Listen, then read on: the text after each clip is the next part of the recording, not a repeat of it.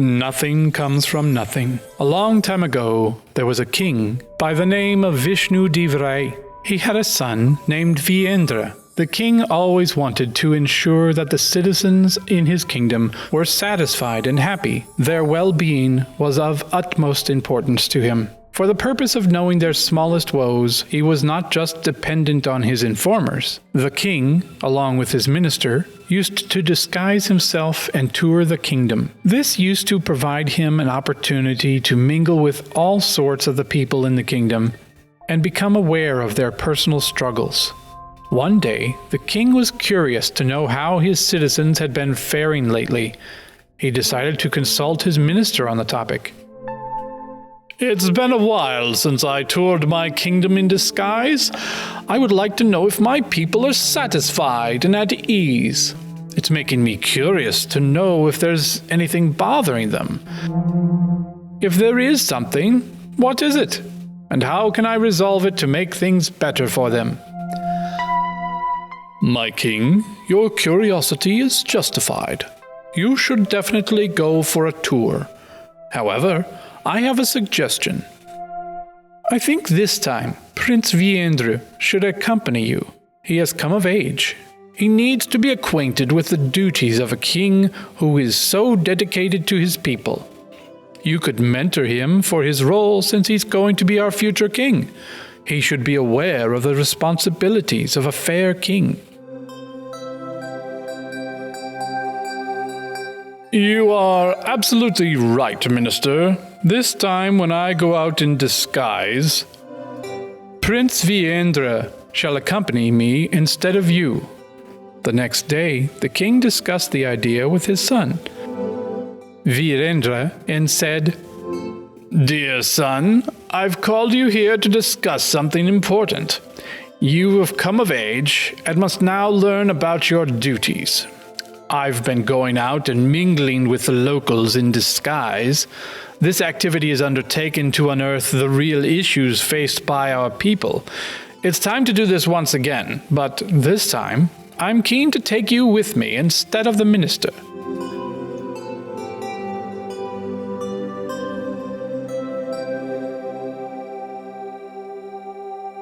That's an excellent idea, Father. It will be an interesting experience for me to meet your people not as a prince, but as an ordinary man.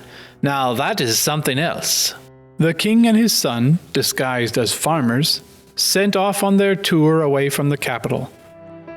They reached a village named Rampur. It was winter, and they halted for the night near a bonfire lit by some villagers. The king and the prince huddled around the fire along with the other villagers. The villagers thought them to be travelers, so they exchanged pleasantries with them. The villagers soon forgot about them and started talking amongst themselves. The villagers were discussing the poor output of crops that had troubled them for the last 3 years. "Look, my friend, have you forgotten how good our yield was 3 years ago? We used to keep what we required and the rest was sent off to the capital city to be sold at profitable rates. But the last 2 to 3 years have been a nightmare. We are leading a hand-to-mouth existence. How do we make money if we have nothing to send to the capital? What can we possibly do if we are starving ourselves?" The king had decided to come to Rampur mainly to figure out what was going wrong with the supply to the capital. One of the members in this group was a young man who had been keenly listening to this conversation. He decided to speak up and express his opinion. He said, "If the king can take on the responsibility of feeding the farmers and their families, they can then fully concentrate on the task of producing a good yield. Instead of focusing on their daily expenses, the farmers can focus on increasing the supply to even 4 times than what it is supposed to be." The villagers dismissed his suggestion in jest, but the king seemed to be impressed by this idea. When they were spending the night at a local inn, the king asked his son,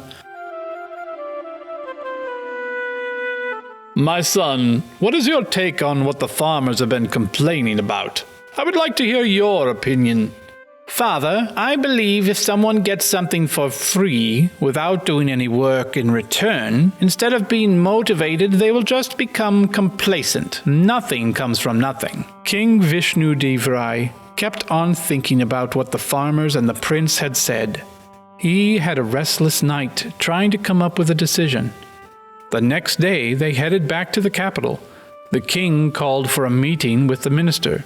Minister, I'm in a strange dilemma. My public seems to think that I should bear the costs of their daily expenses for some time. That way, instead of focusing on meeting their family's daily requirements, they can focus on bettering the crop output. But our prince seems to believe that by doing this, the public will take things for granted and cease to work at all. What is your opinion? My king, I agree with the prince. History has shown that whenever we have showered the people with free luxuries, they have become idle and complacent. However, how can I not sympathize with the hardships they are facing? I have decided the royal treasury will foot the costs for their daily expenses, at least for a few days. And some days we will come to know if it makes them motivated or just lazy. An announcement was made informing about the opening of a free kitchen in Rampur. All meals would be provided free of cost to the villagers. In return, the farmers were expected to be motivated and to work their fields without any worries. The surplus crops were to be sent to the capital. They would be paid fairly and handsomely for their efforts. After this announcement, the minister tried to convince the king otherwise. Forgive me for expressing my opinion, but I still think it would have been better if the villagers had been provided with modern and improved agricultural tools, good manure, and seeds that generate a higher yield. They could have been introduced to the newer and more efficient farming techniques. The king had made up his mind and paid no heed to the minister's advice. What do you mean? Are you questioning my intelligence and authority? Do you think I don't care for my people? I'm capable of making my own decisions. I have full faith that this will work out for the best.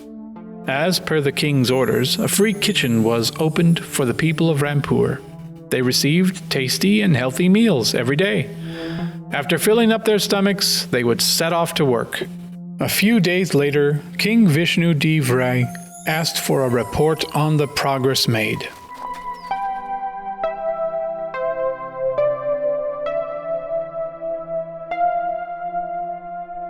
Minister, gather your officers so that we can head to Rampur for assessment. I will personally oversee the fields. I'm sure the villagers have been working very hard and the crops must be in full bloom. If a man gets free food, he will get demotivated and lose all interest in doing any work. Look around you. Look at everyone relaxing without any worries.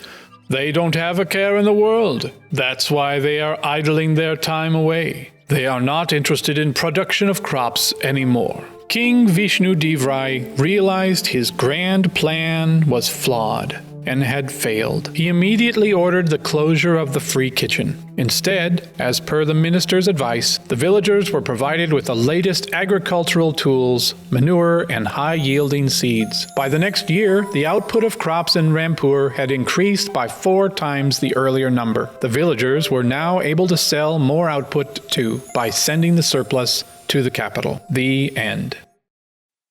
If you enjoyed this story, please like and subscribe our channel and press the bell icon to get future updates. And don't forget to comment.